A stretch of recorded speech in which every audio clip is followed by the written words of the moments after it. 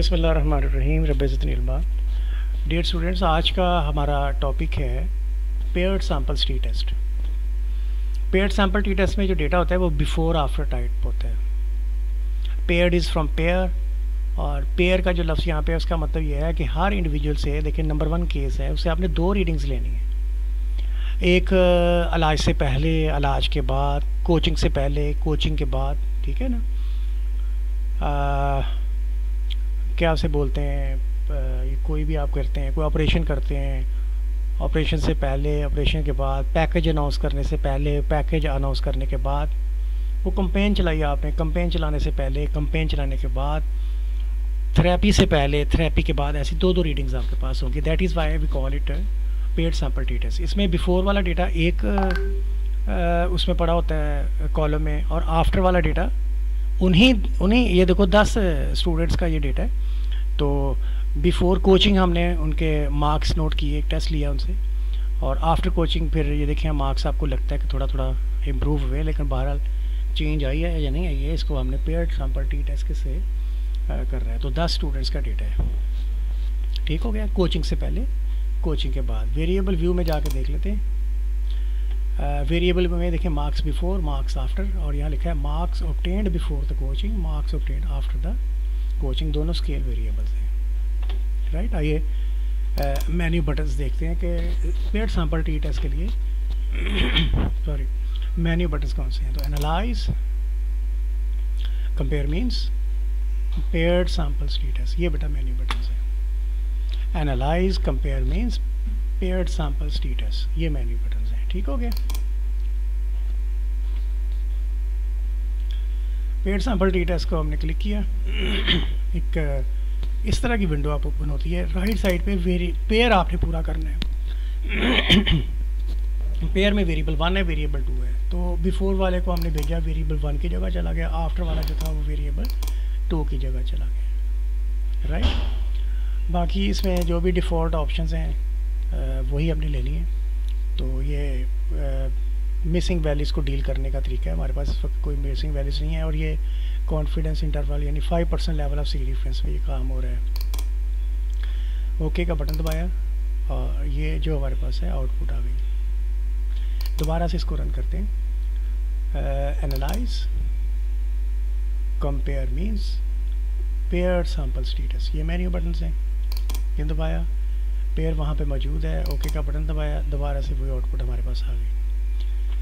अच्छा, अब इसमें आपसे ये पूछा जा सकता है कि what is prerequisite of the test of what is prerequisite of paired sample t test. ये देखिए पेयर्ड सैम्पल टी टेस्ट से पहले एक और टेस्ट हुआ है, वो कोरिलेशन का टेस्ट है। तो आपका आंसर होगा टेस्ट ऑफ कोरिलेशन। ये देखें, ये कोरिलेशन के टेस्ट का वो है रिजल्ट्स हैं।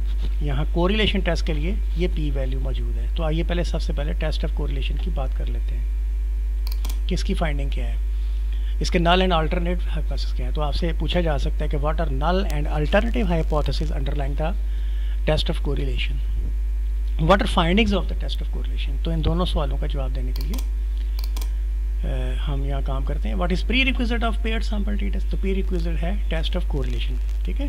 What are null and alternative hypothesis for the test of correlation, वो है नल हाइपोथेसिस है रो इक्वल्स टू 0 यानी इनसिग्निफिकेंट कोरिलेशन, और H1 है रो नॉट इक्वल टू 0 यानी सिग्निफिकेंट कोरिलेशन। तो फाइंडिंग इसकी देखने के लिए हम पी वैल्यू को देखेंगे। तो आइए अपने आउटपुट में जाके पी वैल्यू देखते हैं कितनी है ये। तो p value test of correlation में ये है, इसको देख के फैसला होना है। सो आइए देखते हैं, इसको हम लिखेंगे। तो पी वैल्यू हमारे पास आ रही है 0.000। अल्फ़ा बाई डिफ़ॉल्ट 5% है, और जो पी वैल्यू है आप देख रहे हैं, p value is less than alpha. ये p value less than alpha है, ठीक है। 0.00 है, यहाँ 0.05 है। So p value less than alpha. जब p value less than alpha हो तो वी रिजेक्ट H0। आप सबको पता है हम H0 को रिजेक्ट कर देते हैं। ओके, फिर क्या करना है, जब H0 रिजेक्ट हो गया, हैंस वी कंक्लूड दैट अब H0 रिजेक्ट हो गया। ये देखिए, ये H0 था, ये रिजेक्ट हो गया। इसका मतलब हमने ये वाली जो सिचुएशन है इसको बिलीव कर रहे हैं, यानी ये हमारी कंक्लूजन होगी कि significant correlation is there. H0 reject हो गया क्योंकि p value less than alpha था। सो अब देखें हमने फिर conclude that there is significant correlation between marks before and after the coaching. और सिग्निफिकेंट कोरिलेशन है, और जो पेयर डेटा होता है ना वो हमेशा कोरिलेटेड ही होता है, राइट। तो अगर ये सिग्निफिकेंट कोरिलेशन यहाँ आई है तो यहाँ से चीज़ वेरीफाई हो गई है कि ये जो सैम्पल्स थे बिफोर वाला सैम्पल आफ्टर आपस में पेयर्ड थे, ठीक है। अब हम आते हैं असल टेस्ट की तरफ, जो हमारा प्राइमरी ऑब्जेक्टिव था। हमारा प्राइमरी ऑब्जेक्टिव है पेयर्ड सैम्पल टी टेस्ट, उसकी फाइंडिंग्स की तरफ हम आते हैं। अभी तक हमने काम किया है टेस्ट ऑफ कोरिलेशन पे, जो कि प्री रिक्विजिट था पेयर्ड सैम्पल टी टेस्ट का। अब हम पेयर्ड सैम्पल टी टेस्ट पे आएंगे, test of equality of paired means. तो इसका नल एंड अल्टरनेटिव हाइपोथेसिस क्या है?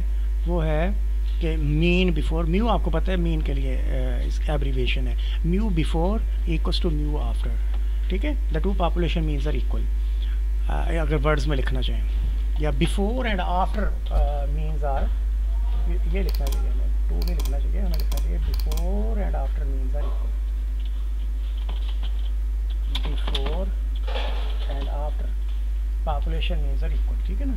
तो यहाँ हम लिखेंगे नॉट इक्वल, ये नॉट इक्वल टू साइन है, बिफोर और आफ्टर, ये इसमें नहीं आएगा, बिफोर आफ्टर आएगा, क्योंकि हमारे पास बिफोर और आफ्टर का डेटा है। तो यहाँ इसको हम करेक्शन कर लेते हैं, बिफोर, यहाँ आएगा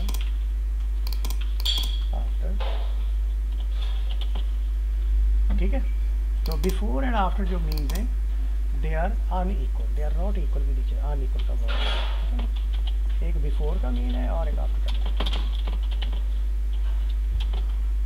और अगर before and after means unequal होंगे तो फिर हम ए शुड नॉट रिजेक्ट होगा, तो हम इस पे बिलीव करेंगे। अब findings of paired sample t test, हमने पेयर्ड सैंपल्स टी टेस्ट की फाइंडिंग्स के ऊपर हमने देखना है। तो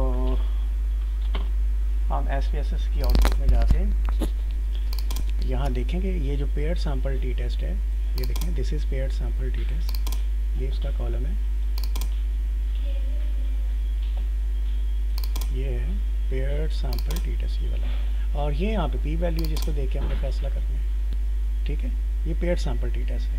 तो अगर आपसे पूछा जाए what are null and alternative hypothesis underlying paired sample t test, तो ये है नल हाइपोथेसिस, ये है अल्टरनेटिव हाइपोथेसिस, और इसकी फाइंडिंग्स अगर पूछी हैं तो you have to have a look on the p value.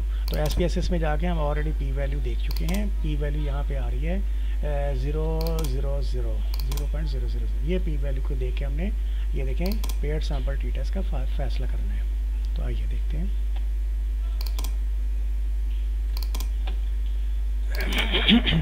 Sorry, तो पी वैल्यू है 0.000, आपने देखा SPSS आउटपुट में, जो मैंने अभी इसको किया था, ब्लॉक किया था। सो अल्फ़ा है 0.05, p value is less than alpha. जब p value less than alpha हो तो हम H नॉट को रिजेक्ट करते हैं, hence we conclude that the two population. तो H नॉट अगर रिजेक्ट हो गया, इसका मतलब बिफोर मीन और आफ्टर मीन बराबर नहीं है। इसका मतलब ये होगा, हैंस कोचेस, जो कोचिंग थी, it made a difference, so coaching was effective, ठीक है। और कोचिंग का इफेक्ट पॉजिटिव है या नेगेटिव है, वो आपको ये रिजल्ट्स में आप देख सकते हैं।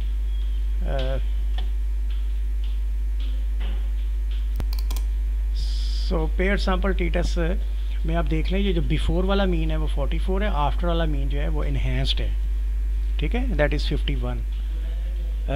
तो ऑब्वियसली इसका मतलब ये हुआ the coaching was effective, coaching effective थी तो फ़र्क पड़ा है, और उसी डायरेक्शन में फ़र्क पड़ा है जिसमें डिज़ायर्ड था, राइट। ये हो गया आपका पेयर्ड सैंपल टी टेस्ट का रिजल्ट्स। तो ये इसकी फाइंडिंग है, यहाँ पी वैल्यू देखनी है आपने वहाँ से, और अल्फ़ा आपको अगर ना बताया जाए तो 5% है, अगर बता दिया जाए तो वही लेना जो आपको बताया जाएगा, ठीक होगा जी। ये पेयर्ड सैंपल टी टेस्ट का नल एंड अल्टरनेटिव हाइपोथेसिस है, और नीचे उसकी फाइंडिंग्स हैं, ठीक हो गया। और यहाँ पे आप देख लें, ये प्री रिक्विजिट जो है, what is prerequisite paired sample t test, तो ये टेस्ट ऑफ कोरिलेशन है। आपको याद होगा कि इंडिपेंडेंट सैंपल टी टेस्ट में जो प्री रिक्विजिट था that is test of correlation, ठीक है। ये कोरिलेशन का टेस्ट हुआ और ये आगे इसकी फाइंडिंग्स हैं।